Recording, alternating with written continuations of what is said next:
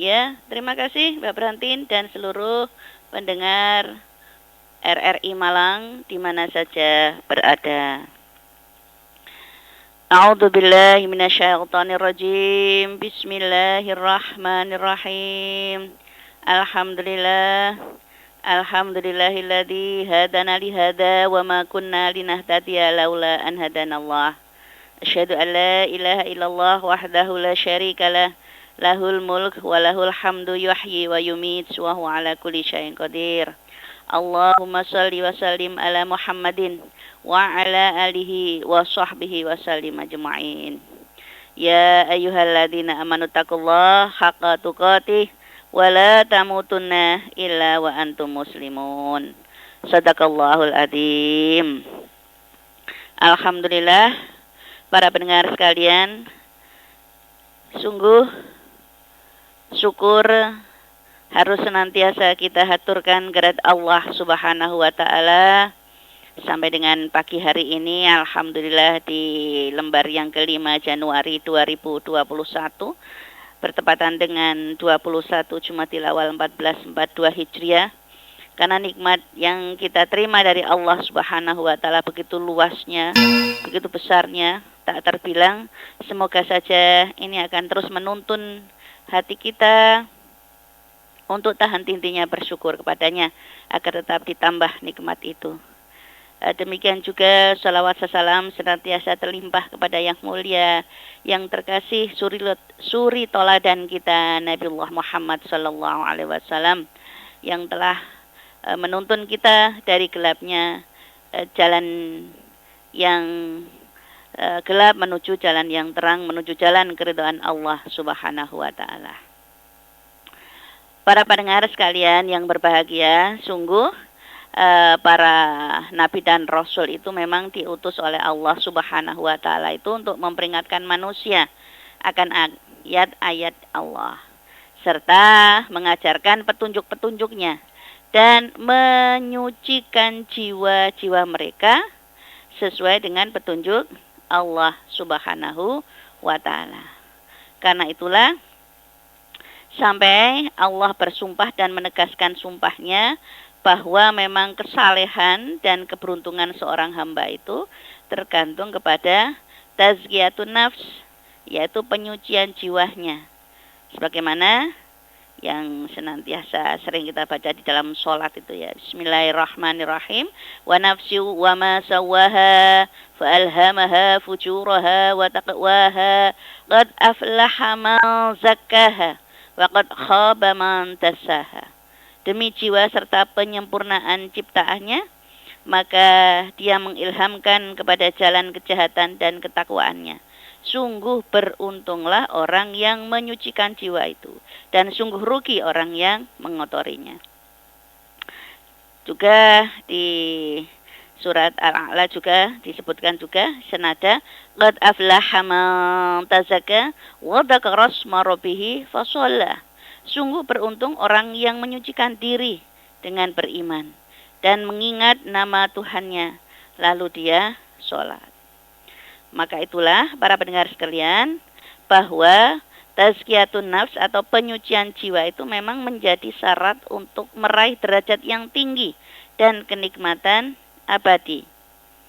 Di barang siapa yang datang kepada Tuhannya dalam keadaan beriman dan telah mengerjakan kebajikan, maka mereka itulah orang-orang yang memperoleh derajat yang tinggi, yaitu surga Aden, yang mengalir di bawahnya sungai-sungai, mereka kekal di dalamnya. Itulah balasan bagi orang yang menyucikan diri.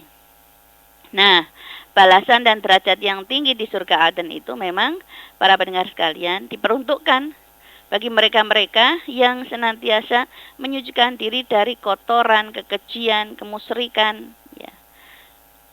Dan paling utama adalah tidak menyembah kepada sesuatu pun selain Allah Subhanahu wa taala semata, yang kemudian mengikuti itba kepada ajaran Rasulullah sallallahu alaihi wasallam berupa kabar gembira dan juga hal-hal yang berhubungan dengan perintah larangan.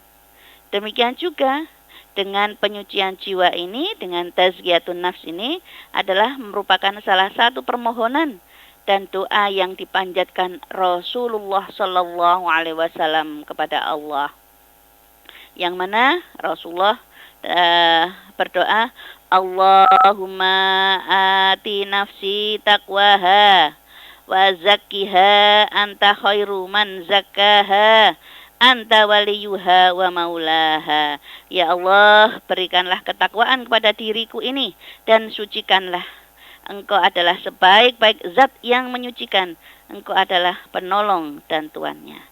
Karena itulah para pendengar yang berbahagia, untuk itulah maka langkah yang harus kita lakukan untuk bisa terus menyucikan kolbu kita ini, tidak lain yang paling penting, yang pertama tidak lain adalah tauhidullah, yaitu merealisasikan sarana utama yang terpenting adalah untuk mengesahkan Allah Subhanahu wa Ta'ala semata.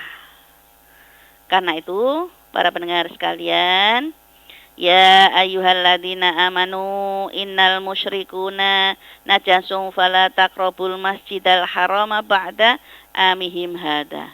Wahai orang-orang yang beriman, sesungguhnya orang-orang musyrik itu najis, kotor jiwanya. Karena itulah janganlah sampai mereka mendekati Masjidil Haram. Para pendengar sekalian, maka jelas bahwa syirik adalah hal yang kotor, yang harus dibuang jauh, yang harus dihindari. Maka dengan tauhidullah inilah salah satunya adalah zakat yang menumbuh kembangkan amal soleh, insya Allah itulah yang akan menjadi keberkahan dalam kehidupan seseorang. Maka tauhid inilah yang harus tidak hanya di lisan, tetapi menancap di dalam dada dan kemudian diamalkan dalam keseharian. Sejauh ini maka akan tersucikanlah jiwa-jiwa itu dalam bentuk berbuah, maksud saya sabar, syukur, kehambaan kepada Allah Subhanahu wa Ta'ala, sehingga akan diikuti dengan amalan yang ikhlas dan sifat terpuji yang lainnya. Selain itu adalah langkah penyucian diri yang penting juga, sangat penting adalah sholat, yang merupakan sarana dalam penyucian jiwa sekaligus indikator kesucian jiwa. Karena hanyalah sholat yang dilakukan dengan sempurnalah yang akan dapat menghilangkan sifat riya, ujub, bahkan seluruh hal-hal yang keji dan mungkar. Inna sholata tanha anil fakhsya'i wal mungkar. Sesungguhnya sholat itu mencegah dari perbuatan keji dan mungkar. Selain itu, para pendengar sekalian yang berbahagia, maka untuk penyucian kolbu itu adalah dengan zakat dan infak, yang merupakan juga sarana penting di dalam tazkiyatun nafs.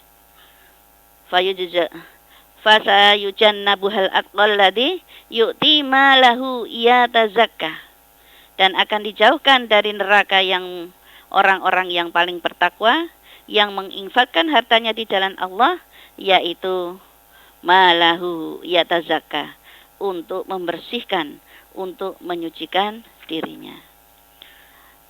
Diikuti dengan puasa, para pendengar sekalian, yang mana dengan puasa inilah yang akan bisa menjadi sarana tazkiyatun nafs. Karena syahwat yang disebabkan oleh perut dan seks inilah yang kerap kali banyak menyerumuskan manusia dalam penyimpangan dan kenistaan.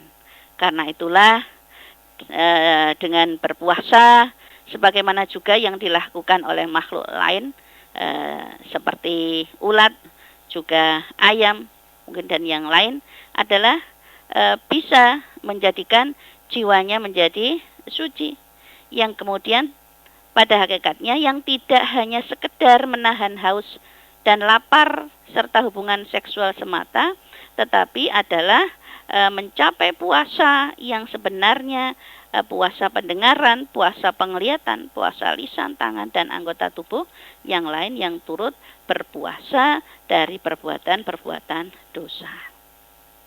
Kemudian diikuti dengan haji.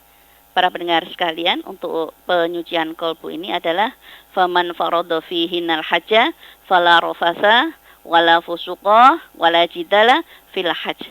Barang siapa yang mengerjakan ibadah haji dalam bulan-bulan itu, maka janganlah dia berkata corok, rofas, berbuat maksiat, bertengkar dalam melakukan ibadah haji.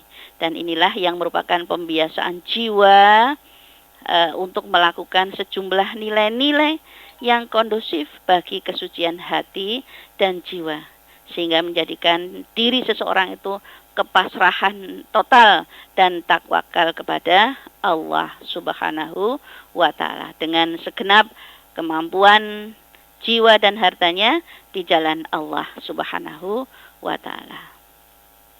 Sarana tazkiyatun nafs berikutnya adalah senantiasa membaca Al-Quran. Karena apa? Wa innahu latanzilu rabbil alamin. Dan sungguh Al-Quran ini yang benar-benar diturunkan oleh Allah Subhanahu wa Ta'ala kepada seluruh alam, yang mana dengan membaca Al-Quran ini terus akan menjadikan hatinya semakin bersih, hatinya semakin tenang, kemudian senantiasa mengingat dan zikrullah kepada Allah Subhanahu wa Ta'ala. Karena apa? Dengan pembacaan Al-Quran inilah juga yang nanti menjadikan wasilah kebaikan, tidak hanya di dunia ini, tetapi terlebih-lebih di alam barzah yang akan terus menemaninya, yang akan terus menjadi selimutnya, dan nanti di akhirat juga menjadi syafaat di hadapan Allah Subhanahu wa Ta'ala. Para pendengar sekalian, yang tidak kalah pentingnya adalah senantiasa zikrullah katsira, dengan zikir sebanyak-banyaknya dan tafakur untuk mengingat Allah sebagai upaya menyucikan jiwa dan hati, sehingga dengan itulah Allah Subhanahu wa Ta'ala menjadikan dirinya, kehidupannya menjadi lebih tenang. Para pendengar sekalian yang dirahmati Allah Subhanahu wa Ta'ala, dan yang terakhir adalah tidak putus-putusnya ataupun tidak takut, bahkan terus mengingat kematian itu adalah sebagai sarana untuk menghilangkan kekerasan dan keangkuhan jiwa yang dipenuhi dengan hawa nafsu. Karena apa? Kalau sudah kekerasan hati dan keangkuhan, sungguh dia lupa akan kematian dan apalagi untuk mengingatnya. Karena itulah dengan setidak-tidaknya tadi rutin membaca ayat-ayat Allah Subhanahu wa Ta'ala, mentadaburinya, maka inilah yang dia tahu betul bahwa sesungguhnya kematian yang kamu lari daripadanya, ia pasti menemui kamu. Kemudian kamu akan dikembalikan kepada Allah yang mengetahui yang gaib dan yang nyata. Lalu dia beritakan kepadamu apa yang telah kamu kerjakan. Karena tahu ayat inilah, maka dalam upaya mengingat kematian itu, hari-harinya adalah penuh dengan kebaikan. Hari-harinya penuh dengan perbuatan amal soleh untuk diri dan juga keluarga dan masyarakat, sehingga menjadikan rahmatal lil alamin. Karena itulah dia akan meninggalkan semua hal-hal yang diharamkan oleh Allah Subhanahu wa Ta'ala sebagai totalitas untuk penyucian kolbunya. Dan inilah yang nanti akan mendapatkan panggilan mesra dari Allah Subhanahu wa Ta'ala, ya ayyatuhan nafsul mutmainnah irji'i ila rabbiki radiyatan mardiyah fadkhuli fi ibadi fadkhuli jannati.